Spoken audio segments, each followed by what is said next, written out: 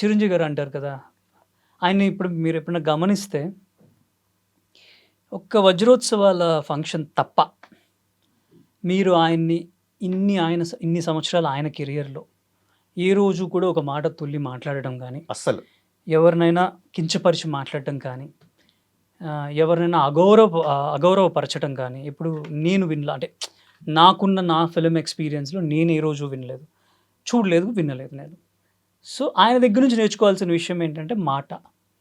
ఎంత అండ్ మాట్లాడాలి, ఎంతవరకు మాట్లాడాలి. ఆఫ్ ది రికార్డ్ కూడా ఇలా ఫంక్షన్‌లో కాకుండా మామూలుగా మనం ఎప్పుడైనా కలిసినా సరే కూడా ఆల్‌వేస్ ఒక వెరీ మనిషిని గుర్తుపెట్టుకొని ఏ విధంగా వాళ్ళు ఇంప్రూవ్ చేసుకోవాలన్నదే మాట్లాడతారు తప్ప అంతకు మించి ఆయన అనవసరమైన విషయాలను అసలు అసలు ఎప్పుడు ఈస్ మాట్లాడరు. Very very friendly actually sir.